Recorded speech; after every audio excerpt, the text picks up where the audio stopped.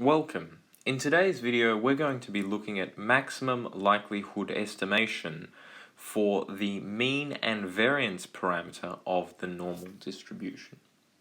So, suppose we have a sequence of identically distributed and independent normal random variables, which I'm going to label like this, and I'm going to say they have a normal distribution with mean mu and variance sigma squared. And more on top of this, we're going to say where both mu and sigma squared are unknown. And so therefore we're going to have to use, or we're going to have to sample, of course, we're going to use a sample of n to find a maximum likelihood estimate for both mu and sigma. So the probability density function of xi, of all these xi's, is given by,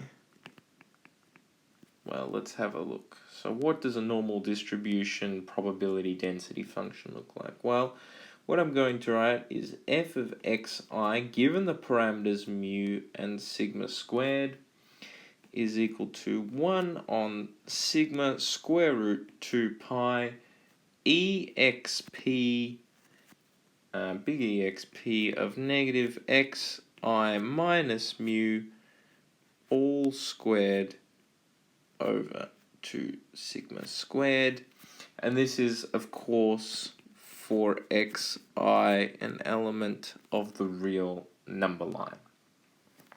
So now that we've got all of that, we're going to find the likelihood function. So the likelihood, let me clean that up a little bit, the likelihood function is, so the likelihood function we're going to write in terms of mu sigma squared, so it's a multiple, it has multiple variables, is going to be the product of I equals 1 to n of f xi given mu sigma squared. In other words, it's the product of all the marginal distributions for xi from of x1, x2 all the way up to xn. And now I'm going to substitute in our expression that we had above here, which is 1 over sigma square root 2 pi exp of negative xi minus sigma squared over 2 sigma squared, all in brackets. I'm going to do a little bit more simplification, and what I'm going to recognize is that here I have sigmas. Well, I have sigmas here, and I'm going to multiply those sigmas out by each other. In fact, I'm going to expand it a little bit. I equals 1 to n. So what I'm going to say is that that's sigma squared to the negative 1. That part here. 1 over sigma, my apologies, to the half. Then I'm going to have the product of I equals 1 to n of 2 pi to the negative a half here. And then I've, of course, lastly got the product of I equals 1 to n of exp of negative xi minus mu squared on 2 sigma squared, right at the end. So the reason I did this, and there's a reason why I've isolated sigma squared as opposed to sigma, and we'll see why I've done that when I find some derivatives later on. But for now, let's just take this as how I'm going to proceed with the following derivation. So we've got sigma squared to the negative a half, and we're multiplying that n times. So when this simplifies down, we're multiplying by itself n times. So this actually simplifies down to sigma squared to the power of negative n on 2. Again, because we're multiplying it itself by n times. So now the next one, again, we've got pi, or 2 pi to the negative a half. We're multiplying itself n times, so that expression actually becomes 2 pi to the negative n on 2. And finally here what we have is the product of exponentials, and if you remember, the product of exponentials becomes the exponential of the sum of their powers, and so that last expression becomes exp negative sum I equals 1 to n xi minus mu all squared all over 2 sigma squared. Now I'm going to be a little bit tricky here, and I'm going to recognize that actually this 2 sigma squared has nothing to do with the index or indices or the index here. So what I can actually do is I'm going to take that 2 sigma squared and I'm going to put it out the front here, leaving me just with the sum of xi minus mu squareds inside the summation. And that looks a bit nicer. And so here we have the likelihood function. Now our next step is to find the log likelihood function. So the log likelihood function is given by, well, remember by definition, the log likelihood function, which I'm going to put lowercase l mu sigma squared, is equal to log of the likelihood function by definition, which is so log of, so I'm going to copy and paste my expression here, copy that expression, I'm going to put it here inside the log. And now what we're going to do is we're going to use our logarithmic laws to try and, or our logarithm laws to try and simplify this expression a little bit. So the first thing to remember is that log of a product, so here we have the product of 1, 2, 3 terms. We can say that's the sum of logs. So this first part becomes log of sigma squared to the power of negative n on 2 plus log 2 pi to the negative n on 2 here. And then of course we've finally got the last log, which is log exp of negative a half sigma squared I equals 1 to n of xi minus mu all squared. Alright, now one last part of simplification here. So again, we're going to use the logarithmic laws, but in this case we're going to look at the powers. So remember, when we have a power inside a logarithm, the power can come out down the front. So that this becomes negative n on 2 log sigma squared. This expression here, again, very similar, the negative n on 2 becomes out the front, so negative n on 2 log 2 pi. And of course now here we have log of an exponential, so log of an exponential, it's the inverse of the original function, and so those two kind of cancel, or not cancel each other out, but undo each other in terms of their respective functions. So all we're left with is actually the original function inside, which is minus 1 on 2 sigma squared I equals 1 to n of xi minus mu all squared. Now again, you might be asking yourself, well, how come I didn't take this power down and actually bring it down the front? And you're going to see why in a second. So from here, now that we've got the log likelihood function, what we're going to do is we're going to find some first and second derivatives with respect to mu and sigma squared. And then we're going to use those first and second derivatives, the first derivatives to solve for the maximum likelihood estimates. and then the second derivatives that we're going to come up with to actually show that they are in fact a maximum. So that's what I'm going to do now. So differentiating with respect to mu and I'm not going to differentiate with respect to sigma. I'm actually going to differentiate with respect to sigma squared, and that's actually why I kept the sigma. I kept it as sigma squared, and I've got sigma squared here. It's because we're going to actually just treat that as a variable in itself, and you'll see how the mathematics works out there.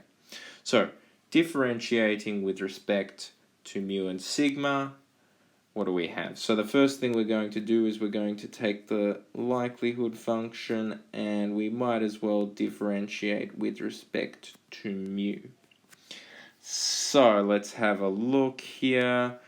What factors? Does this involve mu? No, so that goes to 0. Does this involve mu? No, that goes to 0. Does this involve mu? Yes, it does. So what have we got to do here? We've got a mu inside the bracket, so we've got to take the 2 down the front.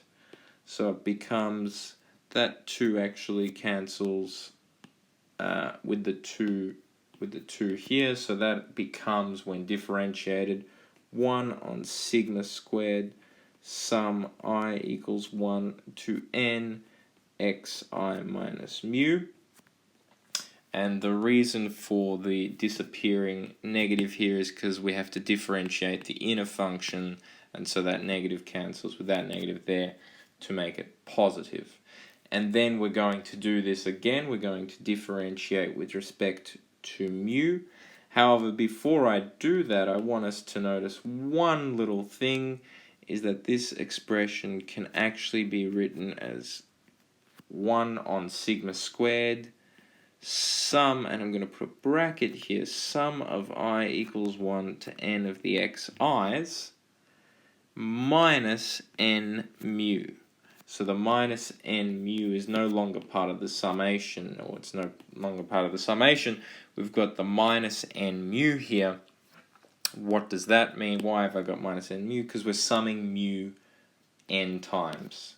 And actually, this expression now allows us to find the second derivative of the function with respect to mu.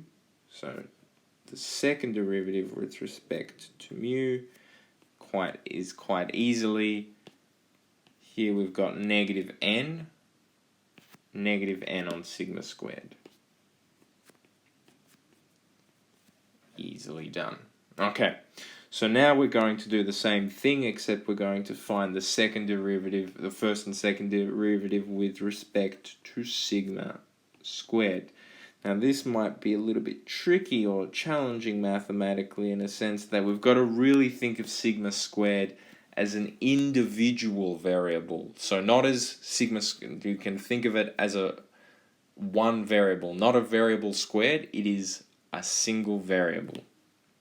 Okay, and I'll try and show you how the mathematics, I will show you how the mathematics comes out there.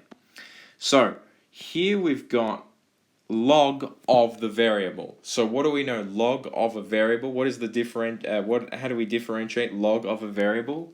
Quite simply, 1 over the variable. So that becomes 2 sigma squared. We have just differentiated log sigma squared with respect to sigma squared becomes 1 over sigma squared. Now, this does not involve any sigmas, no problem. How about here? Well, here what we have is 1 over sigma squared at the top. Or sorry, 1 over sigma squared. So how do we differentiate 1 over a variable? 1 over a variable becomes, in fact, think of this actually, what I will do is to make this understanding just a little bit better. I'm going to write this as just this section here quickly. I'm going to write this as minus a half sigma squared to the minus 1 sum I equals 1 to n of xi minus mu squared. So what does this mean we can do? Well, now we know how to differentiate this. What do? We take the power down the front, so that -1 will cancel with that -1, and then the power decreases by 1. So that actually leaves us, if we're going to do it all together, that leaves us with plus 1 over 2 sigma squared squared. Again, because the power here goes to -2, so it's actually sigma squared to the power of 2 at the bottom. And then, of course, we still have our I equals 1 to n xi minus mu squared.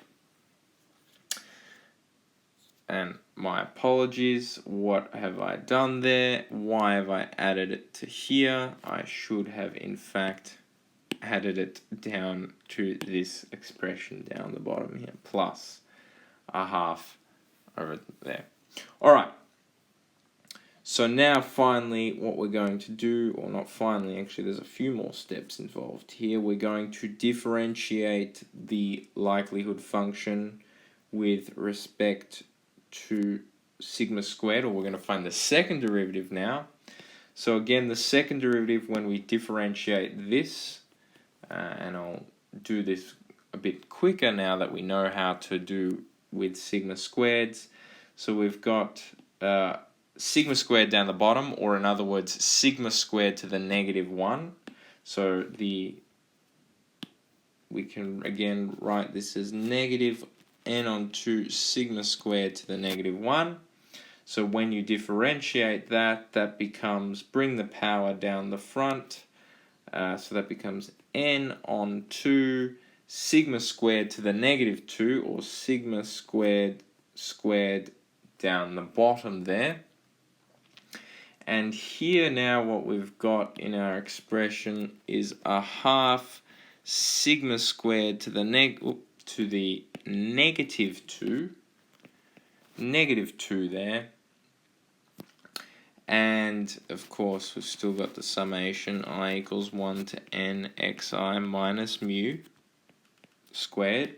So we've got to take that -2, we've got to bring it down the front, so that becomes actually minus.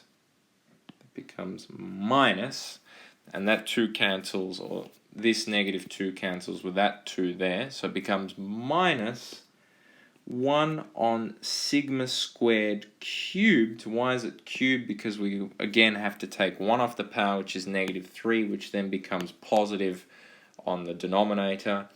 And of course we still have that summation I equals 1 to n xi minus mu squared here. So we're almost done with all the differentials here. The last differential I want to just work out for us now is actually, again, the second derivative of the log likelihood function. But now what we're going to do is we're going to differentiate with respect to mu, and then differentiate with respect to sigma squared. So the best way to do that is to look at, say, this expression here. So this is the first derivative with respect to mu. So all we have to do is differentiate with this with respect to sigma squared. And when we do that, what we get is -1 on sigma squared sum I equals 1 to n of xi minus mu. And that's actually all we get. So now what are we going to do? We've found all these derivatives, and the reason we needed all of these derivatives and not just the second derivative with respect to mu and second derivative with respect to sigma is because we have to show that this is in fact positive, or we have to show that this is a maximum, I should say.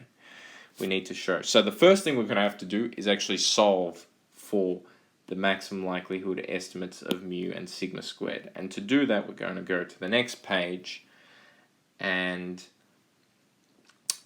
to find the MLE, or the maximum likelihood estimate of mu sigma squared, which we're going to label those two as mu hat and sigma hat squared, we solve. What are we going to solve here? We're going to take dl of mu sigma squared over d mu, or delta, or partial with respect to mu, the partial derivative with respect to mu, evaluated at mu sigma squared equals mu hat, or sigma squared hat, sigma hat squared, sorry, I should say, is equal to 0. So we have to solve that one first. If and only if. Okay, so let's find the first derivative. Here it is here. We found it up the top here. Copy that. Paste. Equals 0, but that's evaluated at the hats. The first thing to notice is that that becomes sum of I equals 1 to n xi minus n mu hat equals 0. And then after some rearranging, we actually arrive at mu hat is equal to 1 on n, I equals 1 to n xi, which by definition is the sample mean, which is good. That's what we definitely, I think we had an idea of where we were going to get to the sample mean. So now let's do that similarly with the variance. So we're going to take mu sigma squared differentiated with respect, or the partial derivative with respect to sigma squared, again evaluated at the log, or the MLE estimates, and we're going to find equals 0 if and only if. Again, we're going to solve that. So now let's take our first derivative with respect to sigma squared. Here it is. Copy that expression. Paste that expression here again, but we're evaluating at the MLE equals 0. Now what are we going to do? Well, we're going to rearrange this equation a little bit, so that becomes sigma hat squared sum of I equals 1 to n xi minus mu hat squared. That stays the same, but we're going to take this negative n over 2 sigma hat squared. Going to bring that over this side, so that becomes negative 2 sigma hat squared here. Now what we're going to do finally is actually recognize that if we multiply both sides, going to be tricky here, I'm going to multiply both sides by sigma hat to the power of 4 on n, 2 sigma hat to the power of 4 on n. And when I do that, I actually get to sigma hat squared is 1 on n, I equals 1 n xi minus mu squared. And actually, if we want this in terms of an expression we know, we can write this as n on n minus 1 on n Sn squared. Remember, where Sn is the sample standard deviation. Remember, the sample standard deviation is the sum of xi minus mu hat. Now, I should be careful here before I do forget anything. Remember, this was evaluated at mu hat. So really, I should have written mu hat here. But we already know what mu hat is. We know that mu hat is xn bar. So instead, I'm going to replace this with xn bar. And actually, now we recognize this as the sample standard deviation, or n minus 1 over n times the sample standard deviation squared, or the sample variance. Alright, so now that we've done that, it's a matter of actually proving that these are in fact the maximums. So how do we do that? In a one-dimensional case, it was easy. In the one-dimensional case, what we had to do was just show that the second derivative with respect to the parameter was negative, and that showed that there was in fact a maximum occurred. When we're dealing with a two-dimensional case, although it's a multivariable function, L in this case, L is a function of two variables, mu and sigma squared, we've actually got to prove two things, and I'll show you what those two things are. To prove that the likelihood function, or the log likelihood function, is maximized for mu sigma squared equaling mu sigma squared hat, which we found to be previously x bar and n minus 1 on n Sn squared, we must show two things. The first thing that we have to show is that the second derivative of the log likelihood function with respect to mu evaluated at the maximum likelihood estimates is less than 0.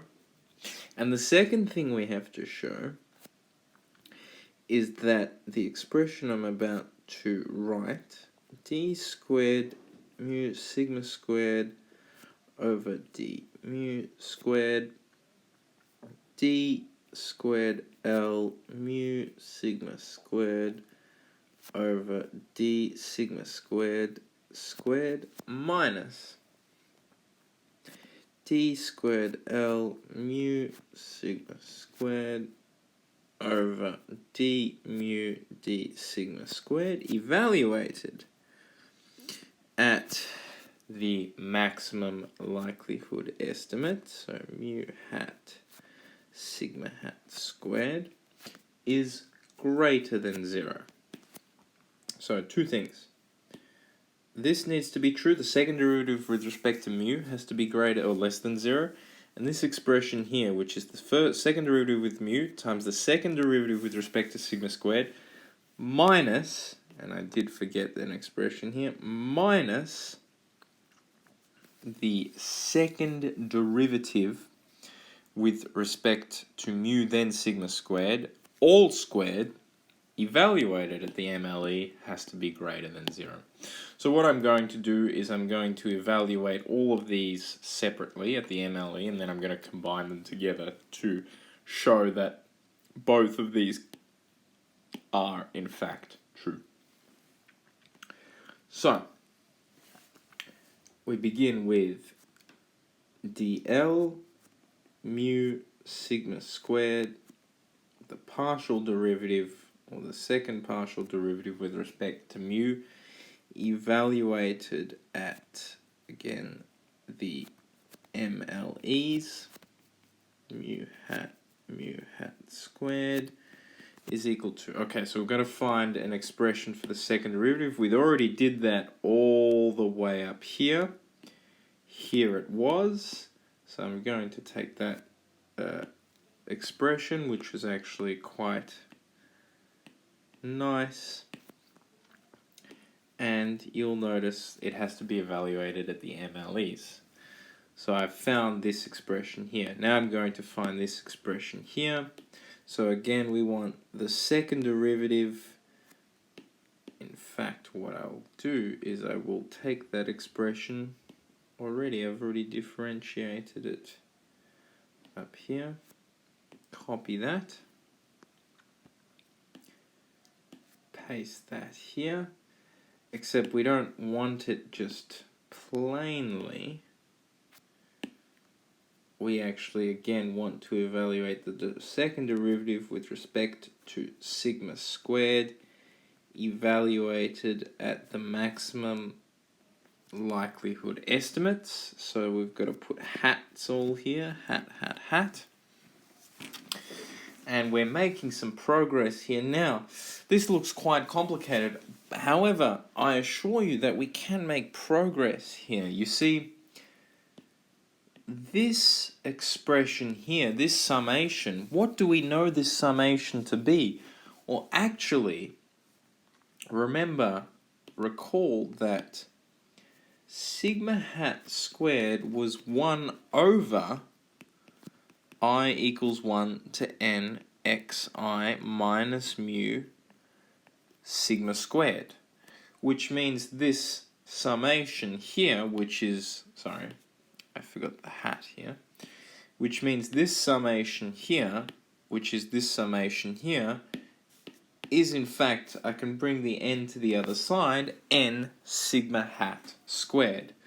And that is exactly what I'm going to do. So this becomes n on 2 sigma hat squared minus 1 on sigma hat squared cubed times n on sigma hat squared. And now I'm going to do again some simplification. This becomes n on 2 sigma hat to the power of 4 minus n on sigma hat to the power of 4 as well, because this would be to the power of 6, but then we've got the squared on top, so it's just to the power of 4. And then finally, altogether, this becomes negative n on 2 sigma to the power of 4, which is quite nice. Now we're going to find the last expression here, which was the second derivative of the log likelihood function, all the way up here, with respect to mu, then with respect to sigma squared. So I'm going to go all the way back up to my expressions here, and I'm going to get my expression, copy that, I'm going to paste that here, and what I'm going to notice is that first I'm again evaluating this at the maximum likelihood estimates equals, so I've got to put maximum likelihood estimates here and here. Now notice that this would be 1 on sigma hat 4. Now I'm going to simplify this a little bit here. I'm going to say that is the sum of I equals 1 to n xi's minus n mu hat. But we know what the sum of xi's is, because again, remember, recall that mu hat is equal to 1 on n sum of I equals 1 to n xi. So again, if I were to rearrange this, then I could take n to this side, and I had n mu hat is the sum of xi's, which means I could replace this whole expression here with n mu hat, and then I'm left with n mu hat minus n mu hat, which is equal to 0. And so now we've found all these expressions, so now we're going to do our final little bits and pieces. And so what were the two things we had to show going back? We had to show that this expression here was less than or equal to 0. Well, that expression, if we grab it here, copy, paste it here, look at that. That expression here, we know that sigma hat squared is positive, n is positive, so this expression here, that fraction there, is positive, but we've got a negative out the front, So that has to be less than 0. So we've proven fact number 1. And we've also got to take this expression here.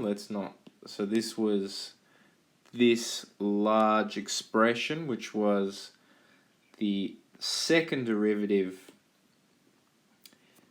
L mu sigma squared over L times the second derivative of mu sigma squared over sigma squared minus the second derivative of L mu sigma squared d mu d sigma squared all squared evaluated at mu squared is equal to the MLEs. And now we've just got to substitute in these answers we get. So we had the second derivative with respect to mu evaluated at the MLEs, which was this expression here. That's nice. Paste, that's nice. Then we have the second derivative with respect to sigma squared evaluated at the MLEs, which we evaluated to be this particular expression here. So we're going to copy that across, paste, and that's times. And of course we needed the second derivative with respect to mu, then sigma squared evaluated at the MLEs, which we actually found to be 0. So we can just say minus 0 squared. And then if we simplify that a bit, that becomes n squared over 2 sigma hat to the 6, which is definitely above 0. And finally, that means we have proven, after all this working out, and so the MLE of mu sigma squared, so the maximum likelihood estimates of mu and sigma squared are mu hat sigma hat squared is equal to x bar n and n minus 1 on n sigma, or times Sn squared, where again Sn squared is the sample variance. So this concludes our derivation of the maximum likelihood estimates of mu and sigma squared. In the case, I should point out, where both mu and sigma squared are unknown. Now, again, the reasoning would be the same. I just want to include two more very specific cases, just for your general knowledge. For the two cases, so in the case where sigma squared is known, so that one's actually known, and mu is unknown. In other words, we don't have to actually find an MLE for sigma squared because sigma squared is already known.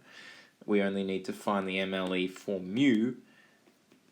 The MLE of mu is, well, in this case, the MLE of mu is, again, actually the same expression that we derived before, is 1 on n I equals 1 to n xi, which is xn bar. So that doesn't change. So even if sigma squared is known, you'd go through the same process essentially. You'd go through the same derivation process, except you'd no longer need to differentiate with respect. You'd no longer need to find all of these second derivatives here. All you'd need to show is when you solve this for 0, you get that MLE that we just derived, or that I just said, and then we need to prove that this is in fact less than 0, which clearly it is. So that doesn't change very much when sigma squared is known. However, I also want to talk about very quickly in the case where mu is known and sigma squared is unknown, the MLE of sigma squared is sigma hat is equal to 1 on n I equals 1 to n xi minus mu squared. So it looks very similar for our expression that we had before. Remember going up for our expression where it was here. Looks very similar for our expression that we had for sigma hat before, except instead of having x n bar or x bar n, we just actually have mu in its place. And the reason is because mu is known. And that concludes our video of the derivation of the maximum likelihood estimates of the mu and sigma squared parameters of the normal distribution.